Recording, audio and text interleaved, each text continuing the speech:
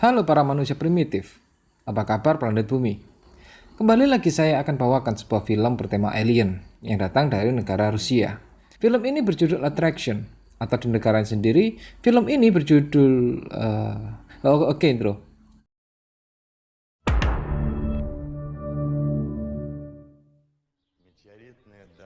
Diawali dengan seorang guru yang sedang menjelaskan tentang fenomena hujan meteor yang belakangan ini sering terjadi dan terlihat di kota mereka.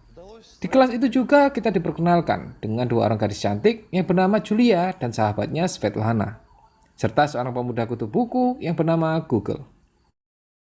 Singkat cerita, sesampainya di rumah, Julia meminta izin kepada ayahnya yang adalah seorang anggota militer bernama Kolonel Lebedev untuk ikut menyaksikan hujan meteor terbanyak dalam sejarah yang akan terjadi sore ini. Namun, ayahnya tidak memberikan izin karena khawatir terjadi apa-apa dengan Julia. Julia yang kesal pun kemudian menelpon pacarnya yang bernama Artem.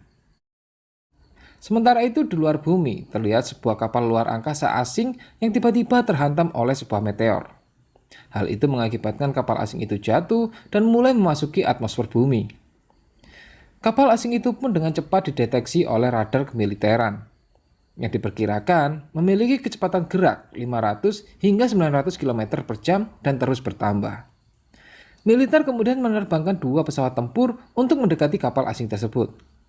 Sementara itu, Julia yang akhirnya tetap pergi setelah dijemput oleh Artem, kemudian bertemu dengan sahabatnya yaitu Svetlana di rooftop sebuah gedung. Terlihat banyak sekali masyarakat yang juga sedang menyaksikan hujan meteor yang sangat jarang sekali terjadi. Julia bersama Artem kemudian pergi untuk melakukan cem-ceman setelah diberi kunci kamar milik Svetlana. Sedangkan Svetlana yang kini sendiri lantas mendengarkan musik dengan earphone-nya, serta menggunakan teropong untuk menikmati fenomena hujan meteor.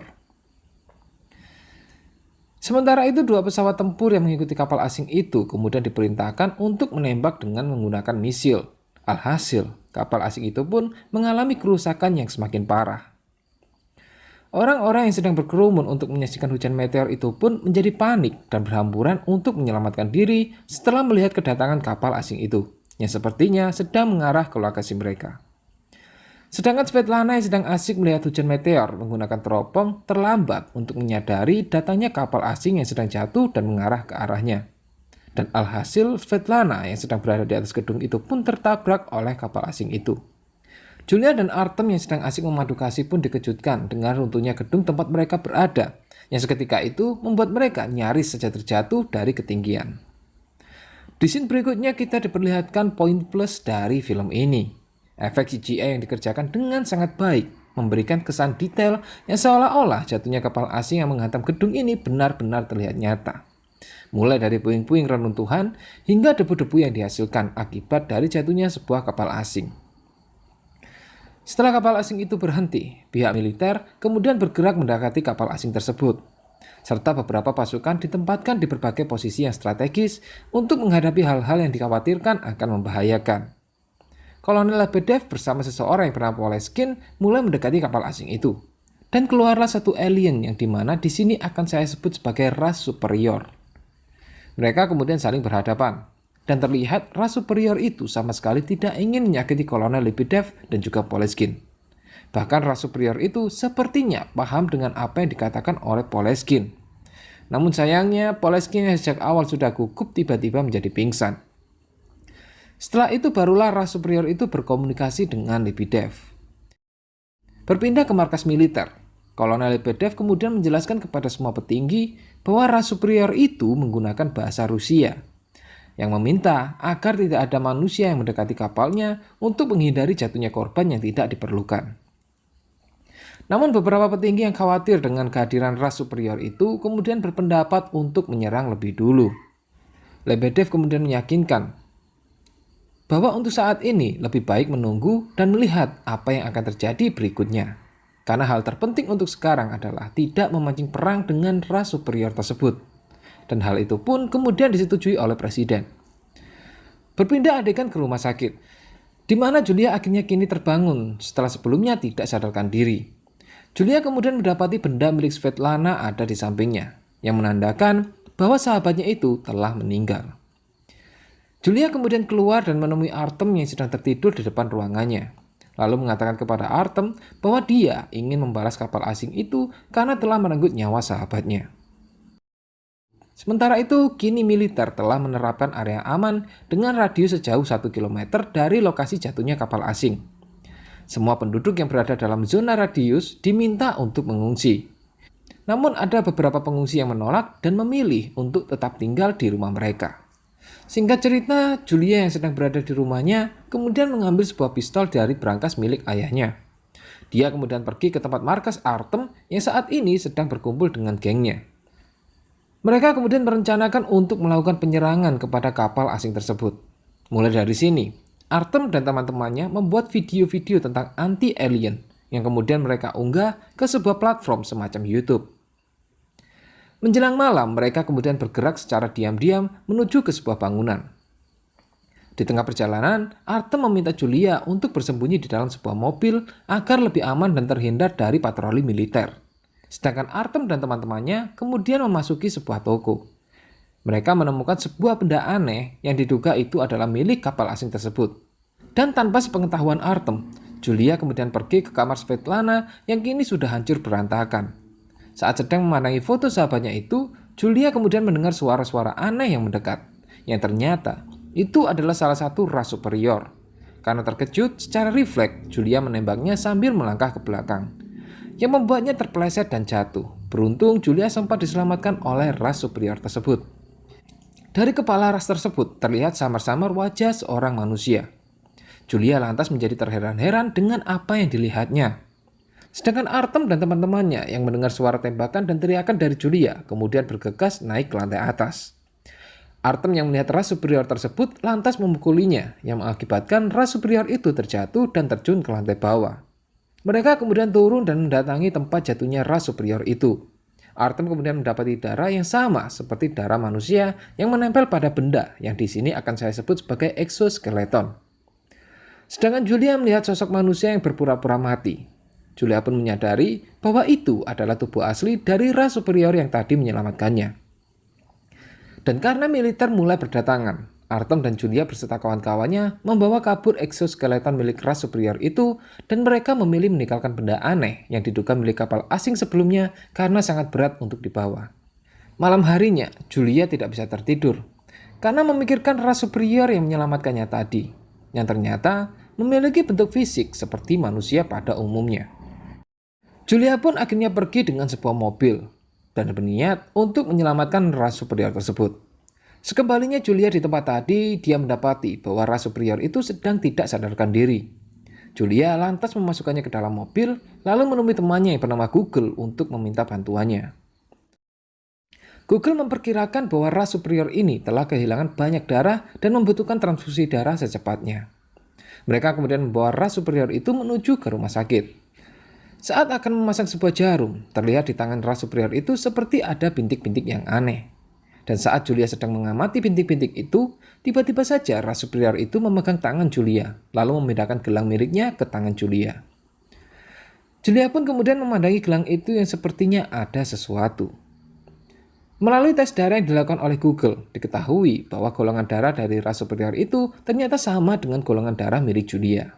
Lantas Julia pun mentransfusikan darah miliknya kepada ras superior itu. Hingga beberapa saat kemudian ras superior itu sempat tersadar dan memandangi Julia, sebelum akhirnya kembali tidak sadarkan diri. Berikutnya Julia membawa ras superior tersebut ke sebuah tempat lalu mengikatnya. Setelah dirasa cukup aman, Julia kemudian pergi untuk mandi. Dia kemudian dikejutkan dengan air yang tiba-tiba bisa melayang di sekitar gelang pemberian dari ras superior itu. Lantas, hal itu pun membuat Julia menjadi terpukau. Sementara itu, benda yang diduga milik kapal asing yang ditemukan Artem sebelumnya kini diambil oleh militer lalu dibawa ke markas untuk diteliti. Setelah berbicara dengan salah seorang ilmuwan, Kolonel Lebedev kemudian keluar ruangan dan mendapati sesuatu yang aneh terjadi dengan air minum mereka. Di sisi lain, seorang pemancing pun dikejutkan dengan hilangnya seluruh air yang ada di sungai. Militer kemudian merapatkan hal ini dan mendapati bahwa seluruh air yang ada di wilayah mereka sepertinya telah ditarik oleh kapal asing itu. Dan menurut data pengamatan mereka, kapal asing itu membutuhkan air untuk memperbaiki kapal. Karena didapati kerusakan pada kapal itu berkurang hingga 30% sejak ada air yang mengelilingi kapal tersebut. Mereka kemudian memutuskan untuk mengirimkan pasokan air ke wilayah-wilayah yang mengalami kekeringan. Adegan berpindah kepada Julia dan Google, yang kembali ke tempat di mana ras superior itu diikat sebelumnya. Saat sedang berbicara dengan Google, tiba-tiba saja ras superior itu bangun, lalu berbicara kepada Julia, yang saat ini sedang menodongkan pistol ke arahnya untuk tidak perlu takut. Lantas hal itu pun membuat Julia terheran-heran dengan bahasa Rusia yang diucapkan oleh ras superior tersebut. Ras superior itu kemudian memperkenalkan dirinya bernama Hakon, lalu mengatakan pada Julia bahwa dia harus pergi untuk mencari sebuah benda yang bernama silika. Julia kemudian menyuruh Hakon untuk berganti pakaian. Hakon yang selesai berpakaian terlihat sangat senang ketika dia menemukan air. Julia kemudian mengusir Hakon dari tempat tersebut. Hakon akhirnya pergi dengan pakaian yang sedikit aneh. Setelah Hakon menjauh, Julia pun menjadi khawatir lalu pergi untuk menyusul Hakon. Namun sayangnya Julia terlambat. Hakon telah ditangkap oleh petugas patroli karena mengenakan pakaian yang aneh serta berjalan menuju ke area terlarang. Berpindah ke markas Artem dan teman-temannya yang sebelumnya berhasil membawa exoskeleton milik Hakon. Mereka kemudian mencoba memotong benda itu namun gagal. Artem kemudian membersihkan bekas goresan yang ada di exoskeleton itu dengan kain yang telah dibasahi dengan air. Terlihat bahwa exoskeleton itu menyerap airnya. Dan terlihat juga bahwa goresan itu perlahan-lahan menghilang. Salah satu teman Artem kemudian mencoba memasukkan tangannya ke exoskeleton itu. Dan secara mengejutkan, lengan dari exoskeleton itu juga ikut bergerak mengikuti gerakan tangan teman Artem. Namun tiba-tiba, muncul sesuatu yang mirip seperti akar menempel di sekujur pergelangan tangannya. Mereka pun menjadi panik, namun akhirnya mereka berhasil melepaskan diri dari exoskeleton itu. Berikutnya, Artem berniat untuk menghubungi pihak militer dan melaporkan penemuan exoskeleton itu kepada Kolonel Lebedev. Namun sayangnya, Kolonel Lebedev sedang tidak bisa dihubungi, karena sedang dalam perjalanan menuju ke suatu tempat. Setelah mendapatkan lokasi tujuan Kolonel Lebedev, Artem bersama dengan dua temannya pergi menuju lokasi yang ditunjukkan untuk menunggu kedatangan Kolonel Lebedev. Di tempat ini terlihat sedang adanya pembagian air kepada warga sekitar, yang dijaga ketat oleh beberapa polisi. Namun seseorang warga yang terlihat kesal kemudian mengambil sebuah batu lalu melemparkannya ke arah polisi. Polisi yang terkena lemparan batu itu lantas memukuli teman Artem karena mengira bahwa teman Artem yang melakukannya. Segera keributan antara warga dan polisi pun terjadi. Artem kemudian mencoba melerai kerusuhan tersebut dan saat Artem mencoba menyelamatkan seorang polisi dari amukan warga, dia justru malah dikira sebagai provokator. Segera Artem dipukuli dan diringkus lalu dibawa ke kantor polisi. Bersamaan dengan itu datanglah Kolonel Lebedev, namun Artem mengurungkan niatnya untuk melaporkan tentang exoskeleton itu. Singkat cerita, di kantor kepolisian, Hakon yang sedang mengalami pemeriksaan kemudian bertemu dengan Artem yang juga dibawa ke tempat yang sama. Artem kemudian tersenyum kepada Hakon. Di sini Artem belum mengetahui siapa sebenarnya Hakon. Sedangkan polisi yang memeriksa Hakon menjadi terheran-heran karena Hakon tidak memiliki sidik jari. Dan kemudian datanglah Julia ke ruangan tersebut yang berniat untuk membebaskan Hakon. Julia juga mendapati Artem yang sedang ditangkap. Dia kemudian mengejar Artem yang sedang dibawa ke ruangan berikutnya dan berjanji untuk menghubungi ayahnya agar melepaskan Artem. Namun Artem mengatakan sesuatu hal yang membuat Julia menjadi terlihat kesal. Setelah Julia berhasil membawa Hakon keluar dari ruang pemeriksaan, dia kemudian mengajak Hakon untuk pergi menemui ayahnya. Karena Julia yakin bahwa benda bernama silika yang sedang dicari oleh Hakon ada di markas militer. Julia kemudian berpura-pura mengaku hamil agar bisa bertemu dengan ayahnya. Dan saat ayahnya lengah, Julia kemudian mengambil kartu akses milik ayahnya lalu memberikannya kepada Hakon. Hakon yang mengetahui di mana lokasi silika berada setelah melihat CCTV, kemudian menyamar dengan menggunakan pakaian anti kontaminasi serta kartu akses milik Lebedev. Sehingga para ilmuwan itu mengira bahwa Hakon adalah Lebedev dan membiarkannya menyentuh benda milik kapal asing tersebut. Hakon kemudian dengan mudah membuka benda itu dan mengambil silika di dalamnya, lalu bergegas pergi meninggalkan ruangan. Ilmuwan yang terheran-heran dengan kejadian tersebut kemudian menyadari bahwa itu bukanlah Kolonel Lebedev.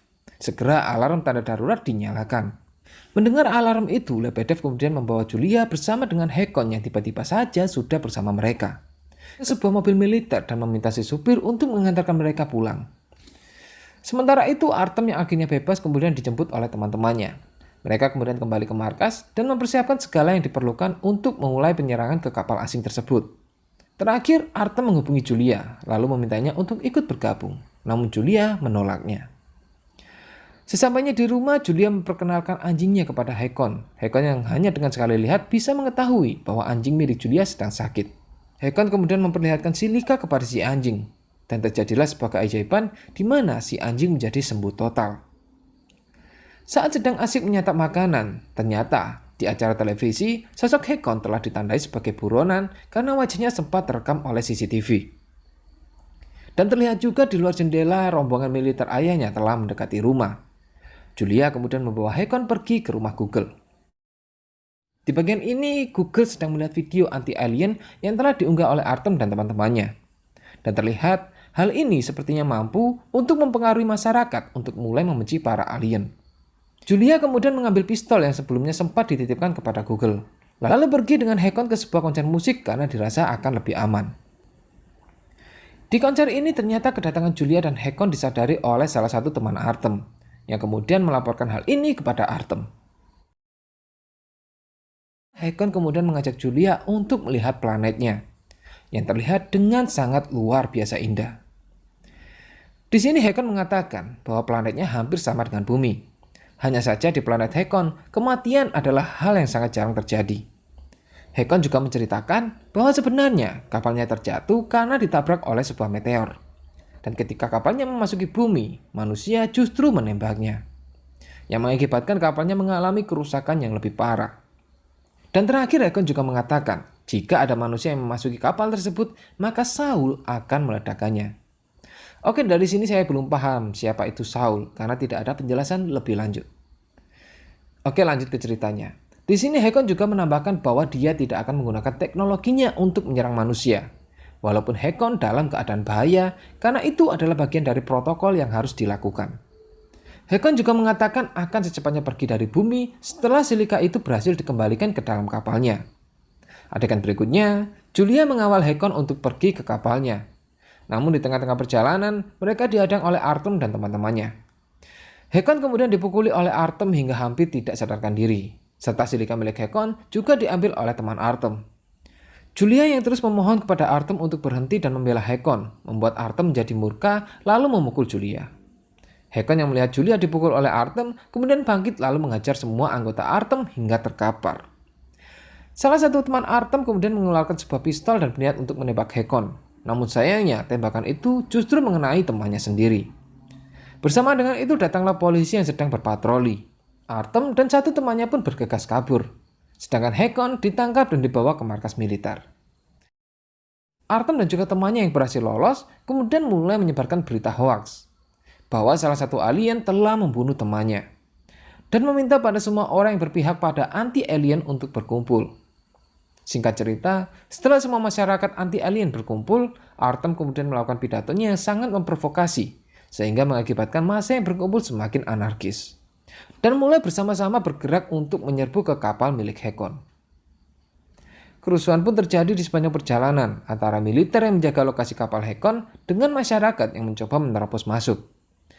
Sementara itu, Artem kembali ke markasnya dan memakai exoskeleton milik Hakon. Di lain tempat, Julia mencoba menjelaskan kepada ayahnya bahwa militerlah yang bersalah karena telah menembak kapal asing tersebut. Dan juga menjelaskan bahwa Hakon bukanlah manusia. Hakon kemudian mengatakan kepada Lebedev, jika ada manusia yang mendekati kapalnya, maka Saul akan meledakkannya. Sementara itu, orang-orang anti-alien itu kini mulai semakin dekat dengan kapal Hakon. Mereka kemudian dihadang oleh para ras superior lain. Di sini terlihat bahwa ras superior itu hanya menghentikan serangan dari orang-orang itu. Mereka sama sekali tidak terlihat menyerang satu orang pun. Sementara itu, Julia yang gagal untuk membuat ayahnya percaya padanya, kemudian mengambil pistol lalu menodongkan senjata ke kepalanya. Dan mengancam akan bunuh diri jika mereka tidak dibiarkan pergi. Lebedev pun tidak bisa berbuat apapun selain membiarkan mereka pergi menggunakan sebuah mobil militer. Dan setelah Julia pergi dengan Hakon, Lebedev pun menyiapkan tim taktis untuk menyusul Julia. Singkat cerita, Lebedev dengan tim taktisnya yang telah berada di lokasi kerusuhan mencoba menjatuhkan orang-orang yang sedang menyerang ras superior tersebut. Sementara itu, Julia yang bersama dengan Hakon tiba-tiba dihadang oleh Artem yang saat ini menggunakan exoskeleton milik Hakon. Artem mencoba menghentikan mobil yang dikendarai Julia. Alhasil, mobil itu pun berhasil dihentikan dan membuat Julia menjadi tidak sadarkan diri. Hakon kemudian keluar dari mobil lalu bertaruh dengan Artem.